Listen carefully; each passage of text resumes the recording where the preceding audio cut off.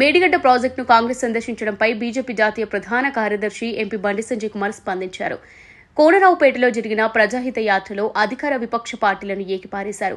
కాంగ్రెస్ అధికారంలోకి వచ్చాక మంత్రులు హెలికాప్టర్లో కాళేశ్వరం వెళ్లొచ్చారన్న బండి, ఇంజనీరింగ్ నిపుణుల బృందం విచారణ జరిపి నివేదిక ఇచ్చారని, ఇప్పుడు మళ్లీ సీఎం సహా మంత్రులంతా వెళ్లాల్సిన అవసరం ఏముందని ప్రశ్నించారు. కాళేశ్వరం పేరుతో కాంగ్రెస్ కృష్ణా నీటిపై నల్గొండలో సభ పేరుతో బీఆర్ఎస్ నాటకాలాడుతున్నాయని విమర్శించారు. విలువైన అసెంబ్లీ సమయాన్ని వృధా చేస్తూ ప్రజలకు ఇచ్చిన హామీలను గాలికొదిలేశాయని మండిపడ్డారు. కాళేశ్వరం ప్రాజెక్టు పేరుతో 1,00,000 కోట్ల రూపాయల ప్రజాధనాన్ని వృధా చేసిన కేసీఆర్ పై చర్యలు తీసుకోవాలని డిమాండ్ చేశారు. తప్పు చేశానని చెప్పి ముక్కు నేలకు రాసి కేసీఆర్ తెలంగాణ ప్రజలకు క్షమాపణలు చెప్పాలన్నారు.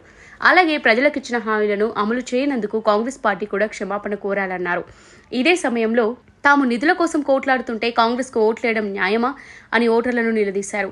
త్యాగాలు బీజేపీవి, భోగాలు కాంగ్రెస్ కా అంటూ ఆవేదన వ్యక్తం చేశారు.